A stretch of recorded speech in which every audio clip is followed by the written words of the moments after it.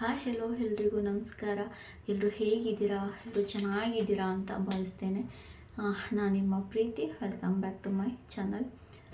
ಇವತ್ತಿನ ವಿಡಿಯೋ ಏನು ಅನ್ನೋದು ನಿಮಗೆ ತಮ್ಮನೇಲಿ ನೋಡೇ ಗೊತ್ತಿರುತ್ತೆ. ಯಾಕೆ ನಾನು ಇಷ್ಟು ದಿನ ವಿಡಿಯೋ ಮಾಡಿಲ್ಲ ಅಂದರೆ ಆ ಒಂದು ರೀಸನ್ಗೋಸ್ಕರ ಪ್ರೆಗ್ನೆಂಟ್, ಹಾಗಾಗಿ ನಾನು ವಿಡಿಯೋ ಮಾಡೋಕ್ಕಾಗಲಿಲ್ಲ. ಈಗಲೂ ಕೂಡ ಮಾತಾಡೋಕ್ಕೆ ನನ್ನ ಕೈಲಿ ಆಗ್ತಾಯಿಲ್ಲ, ಸ್ವಲ್ಪ ಸುಸ್ತು ಇನ್ನೂ ಹಾಗೇ ಇದೆ.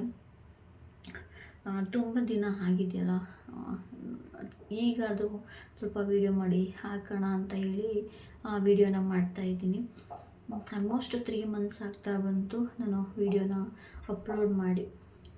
ಏನಾಯ್ತು ಅಂತಂದರೆ ಸಿಕ್ಕಾಬಟ್ಟೆ ನನಗೆ ಸ್ಟಾರ್ಟಿಂಗು ಹೇಗೆ ಅಂದರೆ ಒಂದು 5th ವೀಕಲ್ಲೇ ನನಗೆ ಸಿಕ್ಕಾಬಟ್ಟೆ ಊಟ ಸೇರ್ತಿರಲಿಲ್ಲ. ಏನೋ ಒಂಥರ ತಲೆನೋವು, ವಾಮಿಟ್ ಬರೋ ಥರ, ಆಮೇಲೆ ಸ್ಮೆಲ್ಲು ಇದೆಲ್ಲ ಆಗ್ತಿರ್ಲಿಲ್ಲ. ಸೊ ಹಾಗಾಗಿ ನಾನು ವಿಡಿಯೋನ ಸ್ಟಾಪ್ ಮಾಡಿದೆ. ಮಾಮೂಲಿ ಡಾಕ್ಟ್ರ್ ಹತ್ರ ಹೋಗಿ ತೋರಿಸ್ಕೊಂಡ್ಬಂದ್ವಿ. ಅವ್ರು ಸ್ಕ್ಯಾನಿಂಗ್ ಎಲ್ಲ ಬರ್ತಿದ್ರು, ಅದನ್ನು ಕೂಡ ನಿಮ್ಮ ಹತ್ರ ನಾನು ಶೇರ್ ಮಾಡ್ತೀನಿ.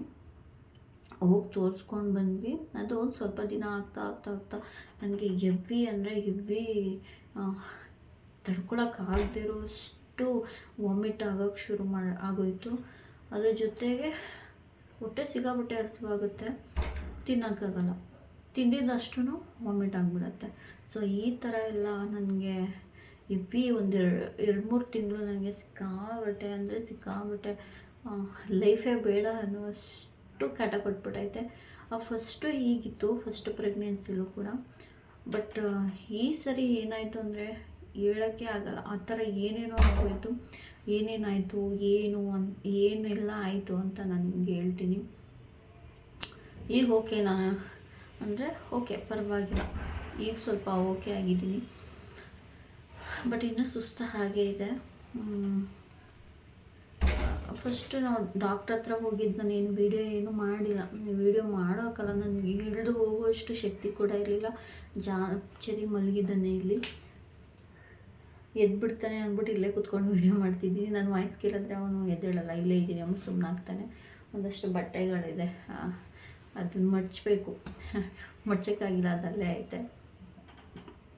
ವಿಡಿಯೋ ಮಾಡಿಲ್ವಲ್ಲ, ಮಾಡೋಣ ಒಂದು ವಿಡಿಯೋನ ಅಂತ ಕೂತ್ಕೊಂಡು ವಿಡಿಯೋ ಮಾಡ್ತಾಯಿದ್ದೆ.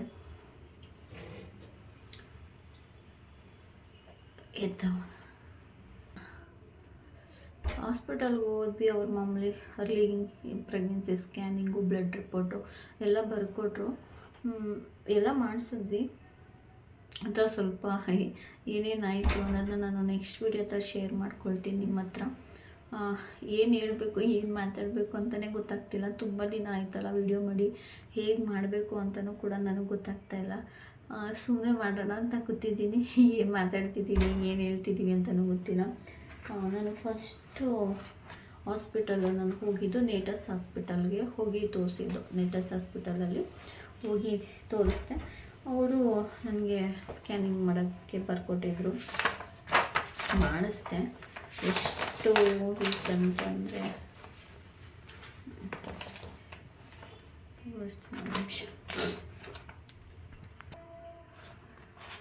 ನೇಟಸ್ ಹಾಸ್ಪಿಟಲಲ್ಲಿ ತೋರಿಸಿದ್ದು. ಫಸ್ಟು ಅರ್ಲಿ ಪ್ರೆಗ್ನೆನ್ಸಿ ಸ್ಕ್ಯಾನಿಂಗ್ ಮಾಡಿದ್ದು ಇದು, ಸ್ಕ್ಯಾನಿಂಗ್ ರಿಪೋರ್ಟ್ ಇದು ಮಾಡಿಸ್ಕೊಬಂದ್ಮೇಲೆ ಓಕೆ ಕನ್ಫರ್ಮ್ ಅನ್ನೋದು ಗೊತ್ತಾಯಿತು. ಅವ್ರು ಹೇಳಿದ್ರು, ನಾನು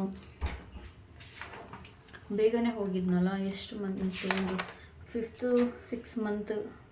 6th ವೀಕ್ ಅಲ್ಲ, 5th ವೀಕ್ ಕಂಪ್ಲೀಟ್ ಆಗಿತ್ತು, 6th ವೀಕ್ ನಡೀತಾ ಇತ್ತು. ಆ ಟೈಮಲ್ಲಿ ಹೋಗಿದ್ದು. ಅವ್ರು ಹೇಳಿದ್ರು ಹಾರ್ಟ್ ಬೀಟು ಬಂದಿರೋದು ಡೌಟ್, ಬಂದಿಲ್ಲ ಅಂದರೆ ಒಂದು 15 ಡೇಸ್ ಬಿಟ್ಟು ಮತ್ತೆ ನಾವು ಮಾಡೋಣ ಅಂತ ಹೇಳಿ ನಮ್ಗೆ ಕಳಿಸಿದ್ರು. ಬಟ್ ನನಗೆ ಆವಾಗಲೇ ಹಾರ್ಟ್ ಬೀಟ್ ಬಂದಿತ್ತು ಪಾಪುದು. ಹಾಗಾಗಿ ಏನೋ ಮತ್ತೆ 15 ಡೇಸ್ಗೆ ಏನು ಬಂದು ನಾನು ಸ್ಕ್ಯಾನ್ ಮಾಡೋಕ್ಕೆ ಹೇಳಿಲ್ಲ. 5th ವೀಕ್ 6 ಡೇಸ್ ಆಗಿತ್ತು. ನಾನು ಡಾಕ್ಟ್ರ್ ಹತ್ರ ಹೋದಾಗ 5th ವೀಕ್ 6 ಡೇಸ್ ಆಗಿತ್ತು. ಆ ಟೈಮಲ್ಲಿ ಕೆಲವರು ಬಂದಿರಲ್ಲ, ಕೆಲವರು ಬಂದಿರುತ್ತೆ. ಆಗಲೇ ಬರಬೇಕು, 6th ವೀಕು 6th ವೀಕಲ್ಲಿ ಬರಬೇಕು ಅಂತ ಹೇಳ್ತಾರೆ. ಕೆಲವರು ಬಂದಿರಲ್ಲ. ನನಗೂ ಹೇಳಿದ್ರು, ಬಂದಿಲ್ಲ ಅಂತ ಹೇಳಿದ್ರೆ ಒಂದು 15 ಡೇಸ್ ಬಿಟ್ಟು ಮಾಡಿಸಿ, ಇಲ್ಲಾಂದರೆ ಏನು ಬೇಡ ಅಂತ. ನನಗೆ ಸಿಕ್ಕಾಬಿಟ್ಟೆ ಸುಸ್ತಾಗ್ತಾಯಿತ್ತು, ಮತ್ತು ಊಟ ಏನೂ ಸೇರ್ತಿರಲಿಲ್ಲ, ಬಾಯಲ್ಲೆಲ್ಲ ಸಲೈವ ಎಲ್ಲ ಬರ್ತಿತ್ತು, ಅಂದರೆ ಬಾಯಿ ನೀರು ಅಂತ ಹೇಳ್ತಾರಲ್ಲ, ಅದು ತುಂಬ್ಕೊಳ್ತಾನೆ ಇತ್ತು. ಸೊ ಹೋಗಿದ್ದೆ ನಾನು, ಪಿರಿಯಡ್ ಮಿಸ್ ಆಗಿತ್ತಲ್ಲ, ಹೋಗಿ ಚೆಕ್ ಮಾಡಿಸ್ಕೊಂಡು ಬಂದ್ವಿ. ಸೊ ಆ ಸ್ಕ್ಯಾನಿಂಗಲ್ಲೇ ಹಾರ್ಟ್ ಬೀಟ್ ಎಲ್ಲ ಬಂತು, ಕನ್ಫರ್ಮ್ ಆಯಿತು, ಸರಿ ಆಯಿತು ಅಂತೇಳಿ ಬ್ಲಡ್ ಚೆಕಪ್ಗೆಲ್ಲ ಬರ್ಕೊಟ್ಟಿದ್ದು. ಅದು ರಿಪೋರ್ಟ್ ಏನೂ ಬಂದಿರಲಿಲ್ಲ. ಅದ್ರ ನೆಕ್ಸ್ಟ್ ಟೈಮ್ ಮತ್ತೆ ಹೋದ್ವಿ. ಬ್ಲಡ್ ರಿಪೋರ್ಟಲ್ಲಿ ಏನೇನೆಲ್ಲ ಬಂತು ಅಂತ ಹೇಳ್ತೀನಿ. ಆ ಒಂದು ಪ್ರಾಬ್ಲಮಿಂದನೇ ನಾನು ಸಿಕ್ಕಾಪಟ್ಟೆ ಅನುಭವಿಸಿದ್ದೀನಿ. ಈಗಲೂ ಕೂಡ ಇದೆ ಚೆಕ್ ಮಾಡಿಸೋದು. ಅದನ್ನು ಮಾಡಿಸಿದಾಗ ನಿಮಗೆ ಅದ್ರ ಬಗ್ಗೆ ಇನ್ಫಾರ್ಮೇಷನ್ ಕೊಡ್ತೀನಿ. ಸದ್ಯಕ್ಕೆ ಇಷ್ಟ ಆಯಿತು, ಅದಕ್ಕೋಸ್ಕರ ನನಗೆ ವಿಡಿಯೋ ಮಾಡೋಕ್ಕಾಗಲಿಲ್ಲ. ಯಾವ ಥರ ಅಂತ ಹೇಳಿದ್ರೆ, ಏನು ಹೊಟ್ಟೆಲಿ ಏನೂ ಇಲ್ಲ ಅಂದ್ರೂ ಎಲ್ಲೋ ಥರ ವಾಮಿಟು, ಮತ್ತು ಬ್ರೌನ್ ಕಲರ್ ಥರ ವಾಮಿಟು, ಆ ಥರ ಎಲ್ಲ ವಾಮಿಟ್ ನನಗೆ ಆಗ್ತಾಯಿತ್ತು. ಏನೂ ತಿನ್ನೋಕ್ಕಾಗ್ತಿರ್ವಲ್ಲ, ಎಳ್ನೀರನ್ನ ನಾನು ಕುಡಿತಿದ್ದೆ. ಶೀತ ಬೇರೆ ಎಲ್ಲ, ಚಳಿಗಾಲ ಇತ್ತು. ಹಾಗಾಗಿ ನನಗೆ ಇಲ್ಲೆಲ್ಲ ಅಂತ ಓಪನ್ ಮಾಡೋಕ್ಕಾಗ್ತಿಲ್ಲ, ಊಟನ ಬಾಯಿಗೆ ಇಟ್ಕೊಳೋಕ್ಕಾಗ್ತಿರಲಿಲ್ಲ, ಅಷ್ಟು ಇಲ್ಲೆಲ್ಲ ನೋವುದು. ನಂಗೆ ಗೊತ್ತಿಲ್ಲ, ಅದು ಶೀತ ತುಂಬ್ಕೊಂಡ್ಬಿಟ್ಟಿದೆ ನನಗೆ. ಬರೀ ಕಲ್ಲಂಗಡಿ ಹಣ್ಣು, ಸೌತೆಕಾಯಿ ಮತ್ತು ಎಳ್ನೀರು ಇದನ್ನೇ ಕುಡ್ಕೊಂಡು ನಾನು ಒಂದಷ್ಟು ದಿನ ಕಳೆದಿರೋದು. ಅನ್ನ ಸಾಂಬಾರಂತೂ ಮಾತ್ರ ಸ್ಮೆಲ್ ಅಂದರೆ ಆಗೋಲ್ಲ, ಊಟ ಮಾಡೋಕ್ಕೆ ಆಗ್ತಿರಲಿಲ್ಲ. 2-3 ತಿಂಗಳು ಊಟನೂ ಮಾಡಿಲ್ಲ. ಅದ್ರ ಜೊತೆಗೆ ನಾನು ವೀಕ್ಲಿ 1 kg ಜಾಸ್ತಿನೇ ವೆಯ್ಟ್ ಲಾಸ್ ಆಗ್ತಾ ಬಂದೆ. ಅದು ನಾವು ನಂಗೆ ಸಿಕ್ಕಾಪಟ್ಟೆ ಭಯ ಬಿಟ್ಟು, ಏನೋ ಆಗೋಗ್ಬಿಟ್ಟೈತೆ ನನಗೆ ಅಂತ ಫುಲ್ ಎದ್ದುಕೊಂಡೆ. ಈ ಫಸ್ಟ್ ಹೋದಾಗ 64 kg ನನ್ನ ವೆಯ್ಟ್ ಇದ್ದಿದ್ದು. ಅದಾದಮೇಲೆ ಸಿಕ್ಕಾಪಟ್ಟೆ ವೆಯ್ಟು ಲಾಸ್ ಆಗ್ತಾ ಬಂದ್ಬಿಟ್ಟೆ ನಾನು. ಏನಕ್ಕಿರ್ಬೋದು, ನನಗೆ ತಲೆ ಕೆಟ್ಟೋಯ್ತು. ಫಸ್ಟ್ ಈ ಥರ ಆಗಿರಲಿಲ್ಲ, ವಿಚಿತ್ರವಾಗೆಲ್ಲ ಹತ್ತಿದೆಯಲ್ಲ, ಏನಕ್ಕೆ ಅಂತ ಡಾಕ್ಟ್ರಿಗೆ ಏನಾದರೂ ಇದೆಯೇನೋ ನೋಡಿ ಅನ್ನೋ ಥರ ನಾನು ಅವರನ್ನೇ ಕ್ವಶನ್ ಕೇಳ್ಬಿಟ್ಟಿದ್ದೀನಿ. ಮತ್ತು ನಾನು ಏನು ಹೇಳಬೇಕು ನಿಜವಾಗ್ಲೂ ಗೊತ್ತಿಲ್ಲ. ಸುಮ್ಮನೆ ವಿಡಿಯೋ ಮಾಡೋಣ ಅಂತ ಕೂತ್ಕೊಂಡ್ಬಿಟ್ಟು ಮಾತಾಡೋಕ್ಕೆ ಮಾತು ಕೂಡ ಬರ್ತಾನೆ ಇಲ್ಲ. ಅಷ್ಟೇ, ಆ ಒಂದು ರೀಸನ್ಗೋಸ್ಕರನೇ ನಾನು ವೀಡಿಯೋ ಮಾಡೋಕ್ಕಾಗಲಿಲ್ಲ. ಸಿಕ್ಕಾಪಟ್ಟೆ ವಾಮಿಟ್ ಆಗುತ್ತೆ. ಅವ್ರು ನಂಗೆ ಟ್ಯಾಬ್ಲೆಟ್ ಕೊಟ್ಟರು ಕೂಡ ನನಗೆ ವಾಮಿಟು ನಿಂತೇ ಇರಲಿಲ್ಲ. ಅಷ್ಟು ನನ್ನನ್ನು ಸಿಕ್ಕಾಪಟ್ಟೆ ಇದು ಮಾಡಿಬಿಟ್ಟಿದೆ. ಈ ಕಡೆ ವೀಡಿಯೋ ಮಾಡೋಕ್ಕೂ ಆಗ್ತಿಲ್ಲ, ಆ ಕಡೆ ವೀಡಿಯೋ ಅಲ್ಲ, ನನ್ನ ಮಗನೂ ಕೂಡ ನೋಡ್ಕೊಳ್ಳೋಕ್ಕೆ ಆಗ್ತಿಲ್ಲ. ಎಷ್ಟೊತ್ತಲ್ಲೂ ಸೋಫಾ ಮೇಲೆ ಮಲಗಿರ್ತಿದ್ದೆ ನಾನು. 24 ಗಂಟೆ ಸೋಫಾ ಯಾವಾಗ ನೋಡೋ ಅದರ ಮೇಲೆ ಮಲಗಿದ್ದು, ಎದ್ದೇಳೋಕ್ಕಾಗ್ತಿರಲಿಲ್ಲ. ಚೆನ್ನಾಗೇ ಅಡುಗೆ ಎಲ್ಲ ಮಾಡ್ತಿದ್ರು. ಹಾಗಾಗಿ ಬೆಳಿಗ್ಗೆ ಅವನಿಗೆ ಟಿಫನ್ ತಿನ್ನಿಸ್ಬಿಟ್ಟು ಹೋದೆ, ಸಂಜೆ ಬಂದು ಅವರೇ ಊಟ ಮಾಡಿಸ್ತಿದ್ರು. ಮಧ್ಯಾಹ್ನ ಹೇಗೋ ಕಷ್ಟಪಟ್ಟು ಅವನಿಗೂ ತಿನ್ನಿಸ್ಬಿಟ್ಟು ನನಗೂ ಎಷ್ಟಾಗುತ್ತೋ ಅಷ್ಟು ತಿನ್ಕೊಂಡು, ಒಂದೊಂದು ದಿನವೂ ಎಷ್ಟು ಬೇಗ ಆಗುತ್ತೋ ಎಷ್ಟು ಬೇಗ ಕಳೆಯುತ್ತೋ ಅಂತ ಎಷ್ಟು ಬೇಡ್ಕೊಂಡಿದ್ದೀನೋ ದೇವರು ನನಗೆ ಗೊತ್ತಿಲ್ಲ.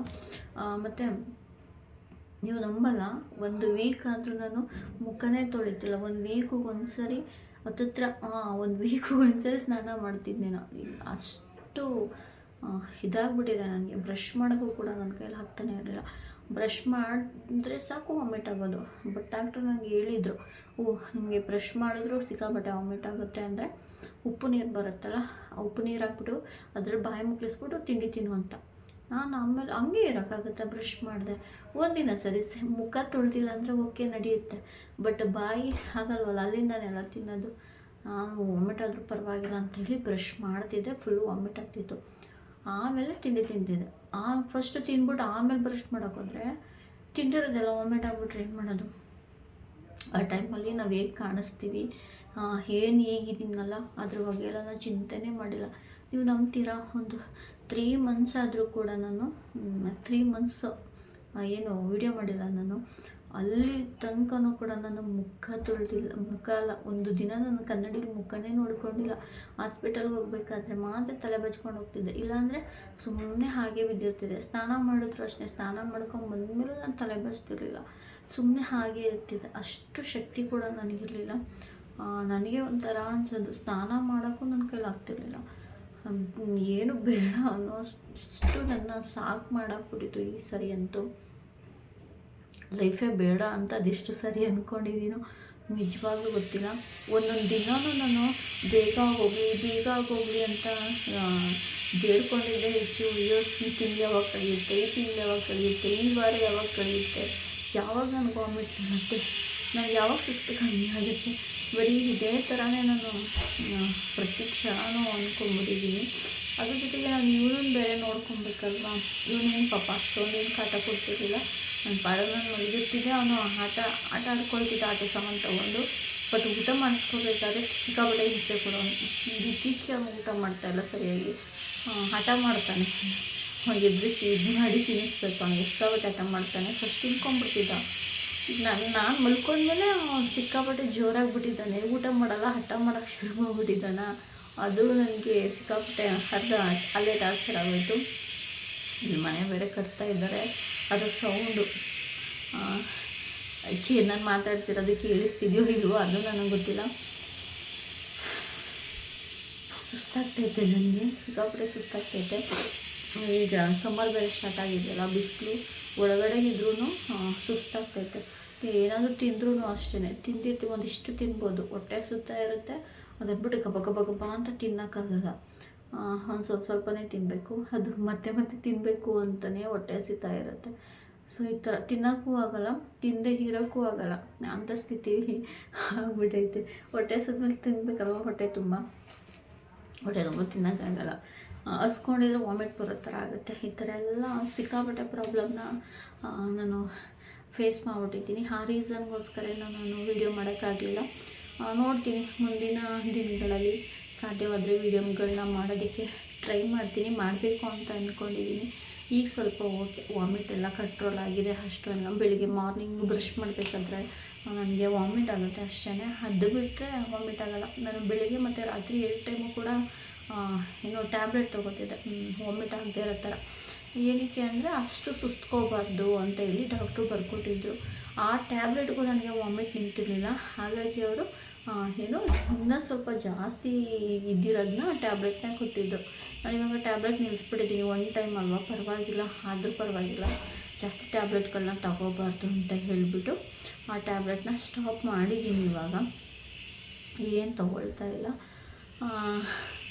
ಅದೇ ಸ್ವಲ್ಪ ಸುಸ್ತು ಇದೆ, ಊಟ ಅಷ್ಟೊಂದೇನು ಸೇರಲ್ಲ.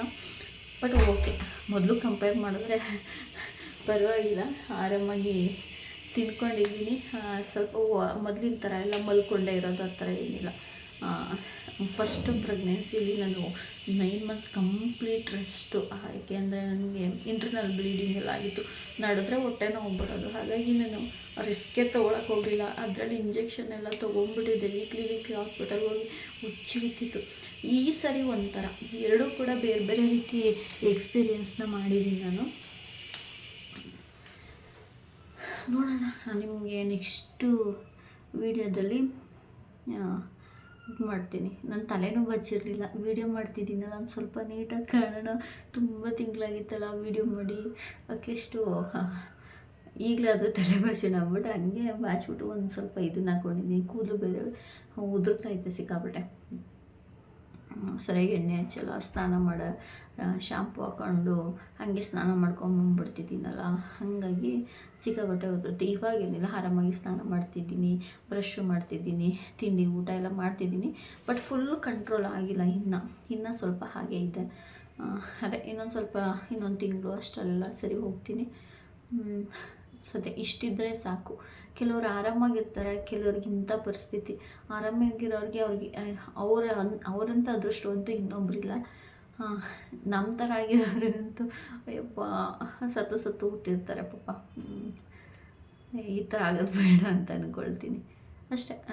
ನೋಡೋಣ, ಮುಂದಿನ ದಿನಗಳಲ್ಲಿ ವೀಡಿಯೋಗಳನ್ನ ಮಾಡ್ತೀನಿ. ಪ್ಲೀಸ್ ಸಬ್ಸ್ಕ್ರೈಬ್ ಮಾಡ್ಕೊಳ್ಳಿ. ಎಷ್ಟು ವರ್ಷ, 1 ವರ್ಷದ ಮೇಲೆ 1.5 ಇಯರ್ ಆಯಿತು ನಾನು ಯೂಟ್ಯೂಬ್ ಚಾನಲ್ನ ಶುರು ಮಾಡಿ.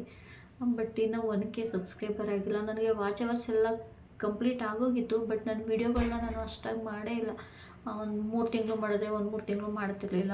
ಈ ಥರ ಎಲ್ಲ ವೀಡಿಯೋಗಳನ್ನ ನಾನು ಮಾಡ್ತಿದ್ದಿದ್ದರಿಂದ ನನಗೆ ಸಬ್ಸ್ಕ್ರೈಬರ್ಸ್ ಆಗಿಲ್ಲ. ಬಟ್ ಹವರ್ಸ್ ಅಂತೂ 6000 7000 ತನಕ ಆಗಿತ್ತು. ಈಗ ಒಂದು 3-4 ತಿಂಗಳಿಂದ ವೀಡಿಯೋ ಮಾಡೋದು ಬಿಟ್ಬಿಟ್ಟಿದ್ದೀನಲ್ಲ, ಎಲ್ಲ ಅದು ಡೌನ್ ಆಗ್ತಾ ಬರ್ತಾಯಿದೆ. ನೋಡ್ತೀನಿ, ಈ ಸಾರಿ ಟ್ರೈ ಮಾಡ್ತೀನಿ. ಆಗೋದೇ ಇಲ್ಲ ಅಂತಂದರೆ ನೋಡೋಣ ಮುಂದೆ ಏನು ಮಾಡ್ತೀನಿ ಏನು ಅಂತ ನಿಮ್ಮ ಜೊತೆ ಶೇರ್ ಮಾಡ್ಕೊಳ್ತೀನಿ. ಈ ಒಂದು ರೀಸನ್ಗೋಸ್ಕರನೇ ನಾನು ಇಷ್ಟು ದಿನ ವೀಡಿಯೋ ಮಾಡಿರಲಿಲ್ಲ. ಈಗ ಓಕೆ, ಪರವಾಗಿಲ್ಲ, ಇನ್ಮೇಲೆ ವೀಡಿಯೋನ ಮಾಡ್ತೀನಿ. ನನ್ನ ಕೈಲಿ ಇಷ್ಟ ಆಗುತ್ತೋ ಅಷ್ಟು ನಾನು ವೀಡಿಯೋನ ನಿಮ್ಮ ಹತ್ರ ಶೇರ್ ಮಾಡ್ಕೊಳ್ಳೋದಕ್ಕೆ ಇಷ್ಟಪಡ್ತೀನಿ. ನೋಡ್ತೀನಿ, ಆದರೆ ಈ ವಿಡಿಯೋ ಲೆಂತಿ ಆಗಿಬಿಡುತ್ತಲ್ವ, ತುಂಬ ದಿನ ಆದಮೇಲೆ ನಾನು ವೀಡಿಯೋ ಮಾಡ್ತಿದ್ದೀನಿ, ಲೆಂತಿ ಆಗಿಬಿಡುತ್ತೆ. ಈ ಊಟದ ಟೈಮ್ ಬೇರೆ, ಹೋಗಿ ಊಟ ಮಾಡ್ಕೊಂಡ್ಬಂದು ನೆಕ್ಸ್ಟು ನಾನು ರಿಪೋರ್ಟ್ ಇದೆಯಲ್ಲ ಆ ವಿಡಿಯೋನೂ ಆದರೆ ಕಂಟಿನ್ಯೂ ಮಾಡ್ತೀನಿ. ಬಟ್ ಅದನ್ನು ಈ ವಿಡಿಯೋ ಜೊತೆ ಶೇರ್ ಮಾಡೋಲ್ಲ, ನೆಕ್ಸ್ಟ್ ವೀಡಿಯೋದಲ್ಲಿ ಶೇರ್ ಮಾಡ್ಕೊಳ್ತೀನಿ.